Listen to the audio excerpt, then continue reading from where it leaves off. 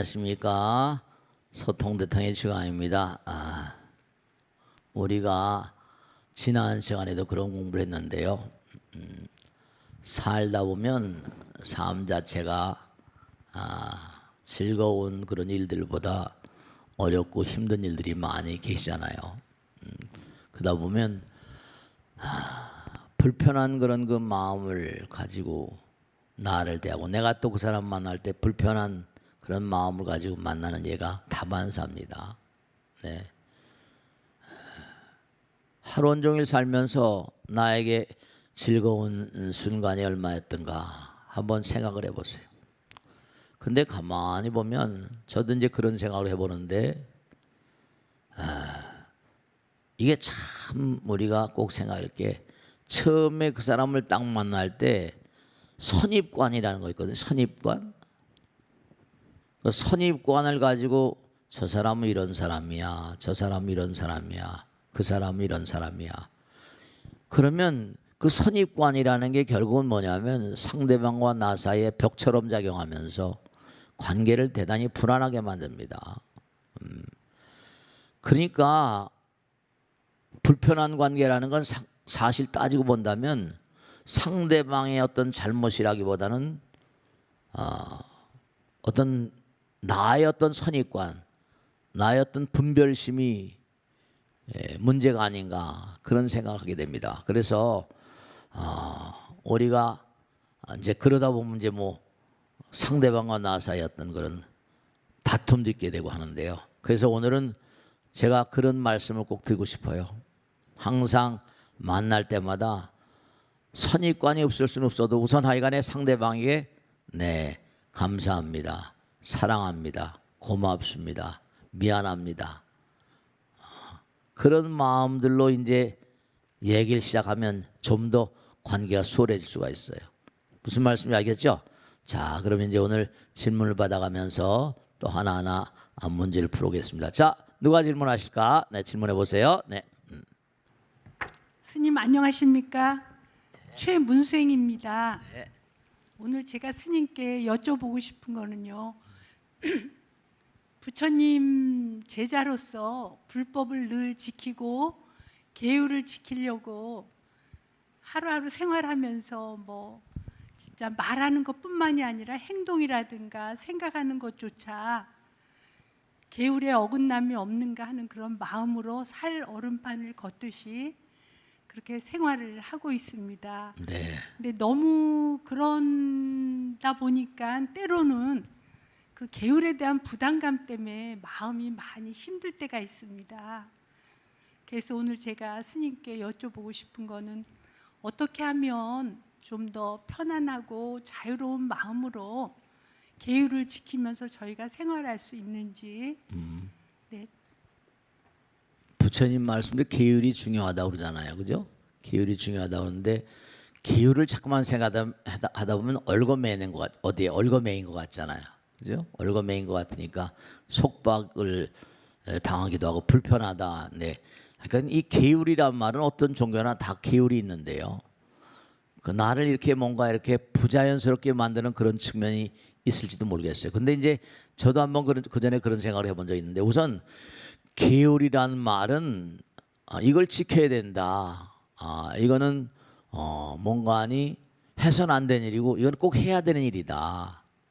이제 공동 생활을 위해서는 뭐 이건 또 필수불가결하게 지켜야 된다. 이제 그런 내용을 뭐 세 가지를 얘기할 수 있거든요. 꼭 해야 되는 거, 근데 해서는 안 되는 거, 그리고 공동생활 공동체를 위해서는 뭐라 내가 뭔가 필수불가결하게 지켜야 되는 거, 뭐 이런 내용들. 그러니까 우리가 단체 생활, 사회 생활하면서 꼭 필요한 것들이죠. 그런데 우선 제가 꼭 말씀드리고 싶은 건, 계율이라고 하는 게 이 부자연스럽다라고 생각하는 건, 부자연스럽다고 느끼는 건 왜냐하면 이게 몸에 녹아져야 되거든요. 계율이 몸에 녹아져야 돼. 그러려면 뭐라, 우선 공부를 열심히 해야 돼. 계율이라는 건 우주의 법칙이거든요. 예를 들어서 살생하지 말라. 그럼 뭐라? 이 우주는 한 몸과 마음이라죠. 호흡 가운데 우리는 하나라고 그랬잖아요. 그죠? 사랑 가운데 하나고 자비심 가운데 하나예요. 그러니까 우리가 다 하나이니까 살생해서는 안 되는 거구나. 자연스럽게 우주의 법칙 가운데서 자연스럽게 개가 도출돼야 돼. 생활 가운데서 개가 흘러나와야 되는 거죠. 그래야지 속박이 되지 않죠. 그냥 억지로 뭘 지키려고 하면 그게 얘기가 되는 게 아니기 때문에, 그래서 이제 뭐냐면 우리가 84,000 대장경이란 장장한 경전을 계속 공부하다 보면 이게 다 공부하기 어렵죠. 그러나 근본적인 핵심 사상 같은 거는 우리가 결국은 뭐냐면 아무리 생각해 봐도, 그죠? 이거 하나는 분명하잖아요. 뭐냐면 우리가 매일매일의 삶을 살려면 호흡을 하지 않으면 살 수가 없는 거다. 가장 간단한 예가. 그리고 언젠가 말씀대로 민물 중생 하나라도 뭐라 그게 함부로 해서는 안 된다. 왜냐하면 우리가 감자를 먹든지 무슨 뭐 꿀을 먹든지 뭘 하든지 하고 뭘 어떻게 우리가 생활할 때, 예를 들어 음식을 먹을 때마다 벌과 나비의 공이 있잖아요. 벌과 나비의. 그러니까 민물 중생 하나도 다 우리의 삶과 하나인 의식. 하나라고 하면 그대로 함부로 할 수가 없잖아요. 그러니까 정말 민물 중생 하나도 뭔가 우리가 사랑의 마음으로 보아야만 되는 그런 게 이제 개의 어떤 원형 같은 거거든요. 그래서 지난번에 말씀드렸지만 참 그거 제가 전에 일본 갔을 때 그걸 보면서 참 느낀 게 많은데, 일본의 기상청은 하도 지진이 많으니까 세계 최고의 시설이라고 그래요. 근데 들어가는 입구에 큰 이런 유리 수족관 같은 게 하나 있더라고요. 근데 거기 깜짝 놀란 게, 들어가는 사람 지금도 있을 거야 아마. 기상청에 말이죠. 들어가는 사람이 항상 드나들면 보는 거죠. 뱀이 수십 마리, 뱀이. 그게 징그럽잖아요, 뱀이. 왜 뱀을 여기다 갖다 놨냐고 안내자한테 물어보니까, 여기 큰 건물 안에 들어있는 베라벨 기자재가 지진이 나야만 반응을 하는 거래요. 근데 뱀은 지진 나기 3일 전에, 며칠 전서부터 뒹굴뒹굴 구른대요. 그럼 우선 지진 납니다라고 때린대요. 방송국에 연락한다는 거예요. 그러니까 뱀은 우리보다 또 차원이 다른 세계를 가지고 있어요. 차원이 다른 세계. 그러니까 뱀이 우리하고는 뭐라, 또 뱀하고는 관계없는 것 같지만 우리의 삶에 뭐라 직결된 측면이 있거든요. 우리가 하나라는 의식, 사랑과 자비의 존재라는 걸 안다면, 그러면 우리가 계율 지키는 것도 그게 몸에 그냥 배버리는 거죠. 몸에 배버리는 거죠. 그러니까 자유로운 마음으로 계율을 지킬 수 있다는 것은 내가 속박되지 않고, 부처님 말씀대로 문자가 되면 무아는 뭐라? 무아는 사랑이거든. 내가 없는 마음. 구경무아한 것처럼 자꾸만 부처님 말씀 생활하는 가운데 자연스럽게 뭔가 기회를 지켜나갈 수가 있고, 살생하지 말라, 도적질하지 말라, 사음하지 말라, 이 모든 것들이 전부가 다 그저 자연스럽게 이루어질 수 있는 그런 경계가 다 거기서 나오는 거고, 하나 꼭 마지막으로 말씀드리면, 도반이 도의 반려란 말이에요. 도반은 바로 뭐냐면 서로를 존중하면서 도의 길을 같이 가는 반려들이거든요. 그 도반이라는 건 뭐냐면 너무 중요한 게 같은 공동의 이데아를 가지고 같이 생활하는 거. 그러니까 부처님께서 좋은 도반을 만나는 것은 도를 이루는 근본이라고 그랬거든요. 그러니까 불도문 중에 들어와서 가을구 닦는 사람들이 더불어 살아가는 그런 가운데, 그래서 우리가 삶을 살아가면서 도반의 어떤 경우는 서로 격려하고 같이 성장하고 그런 부처님의 가르침의 어떤 이른바 공덕과 지혜를 수행해 나가는 존재들이기 때문에, 그래서 도반들을 또 잘 만나야 돼.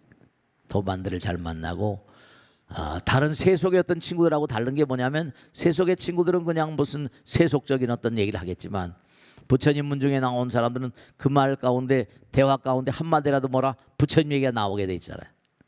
그러니까 그게 나름 큰 도움이 될 수가 있다는 걸 생각하죠. 알겠죠? 자, 다음 줄 받겠습니다. 다음 줄 받겠습니다.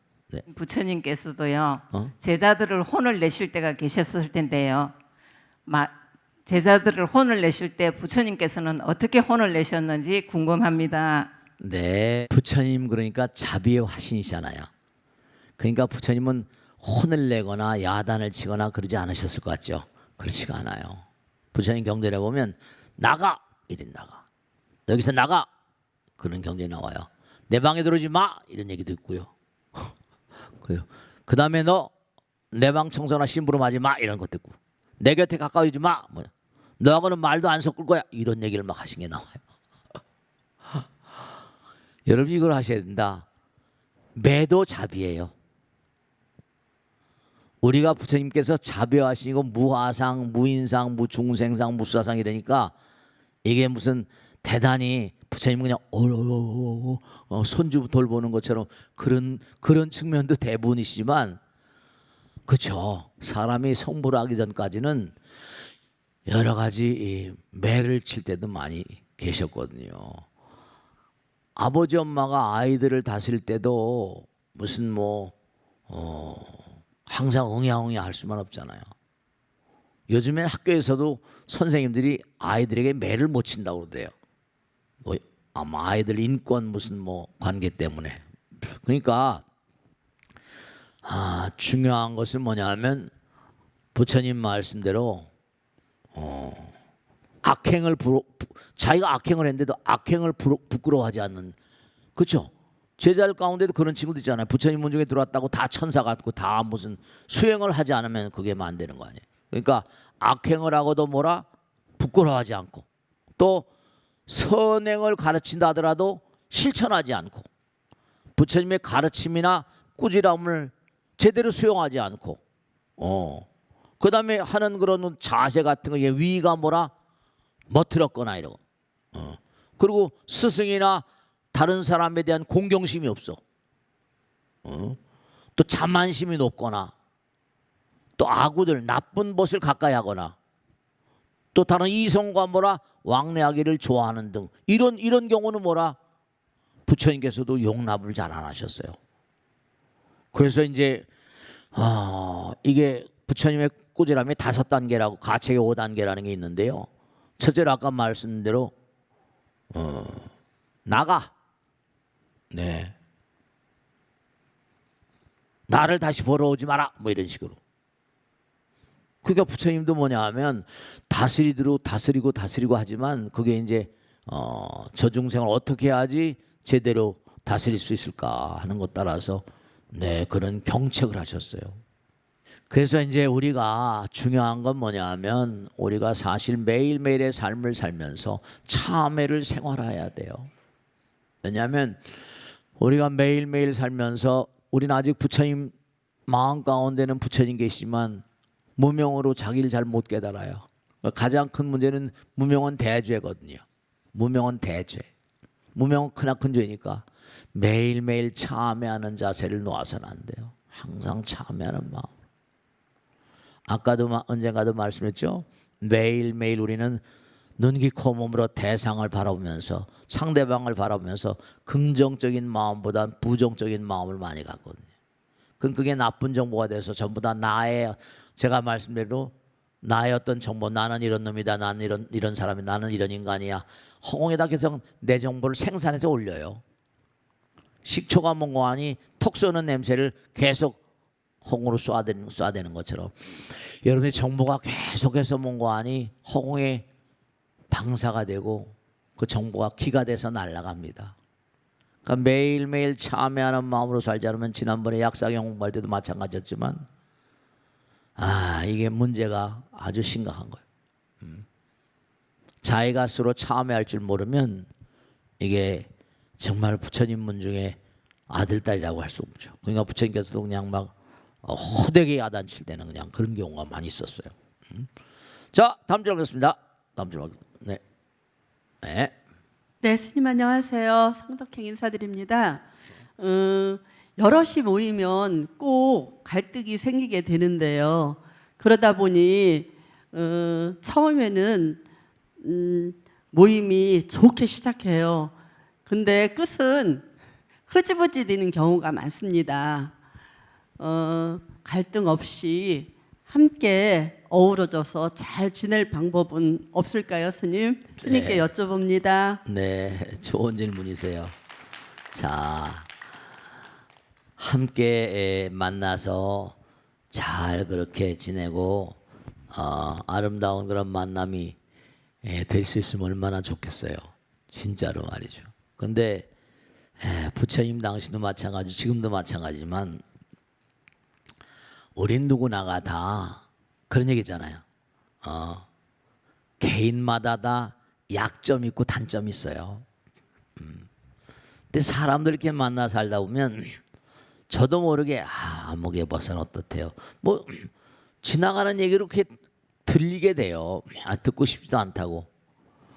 듣고 싶도 않은데 말이죠. 근데 그게 세상에 뭐 그게 비밀이라는 게 없다고 그러잖아요. 그죠? 그러니까 부처님 말씀에도 항상 부처님께서 항상 강조하신 게 뭐냐면 절대로 뭔가 아니 자기 자신의 어떤 그런 그 비밀스러운 점을 근데 자기가 다 술술 털어내고 자기가 지 입으로 전부 다 털어내잖아요. 하다 보면 말이죠. 자기가 뿌린 거니까. 그러니까 갈등의 요인 같은 건 뭐냐면 달래스러운 게 아니라 우선 첫째로 뭐냐 내가 뭐라 남보다 우월했으면 그런 얘기 있잖아요. 사람들은 모두가 다 인정받고자 하는 욕구라는 게 있잖아요. 인정받고자 하는 욕구라는 건 뭐냐면 내가 남보다 좀 더 뭐라 좀 더 낮게 그렇게 평가됐으면. 근데 사실 그게 전부 다 이기심이고 사실 그게 악마의 마음이에요. 그러니까 처음서부터 만날 때 순수한 마음으로 만난다는 게 쉬운 일이 아니거든요. 삿된 마음하고 사심과 공심이 있거든. 아무리 무슨 갈등이 생기고 흐지부지 된다 하더라도 그래도 사람들이 사는 나라는 뭐라? 많은 사람들을 사랑하는 마음을 가진 사람을 그래도 알아주거든요. 그래도 역사에 남은 사람도 있단 말이에요. 그러니까 또 하나는 뭐라? 공경한 마음. 대체로 보면 탁월한 인물들은 뭐라? 뭐 상강어련이 다 맞다 틀리다 떠나서라도 이른바 말하면 우더른을 존중하고 그 다음에 무슨 뭐 공경 조상님들을 공경하고 또 무슨 성인들을 공경하고 그렇잖아요. 그죠? 왜냐하면 많은 사람들을 다스리려면 중요한 게 뭐냐면 어떤 질서가 있어요. 질서가. 공든탑이 무너지랴. 절이라는 게 탑으로 이루어지잖아요. 그러니까 장유수 우더르는 뭐라? 존중하고 아랫사람 잘 거느리고. 그러니까 핵심은 뭐냐? 이른바 하나다라는 거죠. 하나는 사랑이고 자비고 지혜고. 그러니까 지혜와 자비의 정도, 지혜와 복덕의 정도 따라서 그 사람이 얼마나 성장하고 수명도 오래고 오래 갈 수 있고 그 다음에 죽음 저 너머에 가서도 씩씩하게 갈 수 있는 것도 그게 다 수행의 힘이니까 수행을 한다는 게 굉장히 중요한 것이고 수행의 힘이 그 사람을 성장시키고 진보하게 한다. 진보로 나가게 한다는 걸 명심하시고 항상 부처님 말씀 가운데 삶을 도모하시길 당부드린 겁니다. 자, 함께해 주신 여러분 대단히 감사합니다. 다음 주에 다시 뵙겠습니다. 고맙습니다.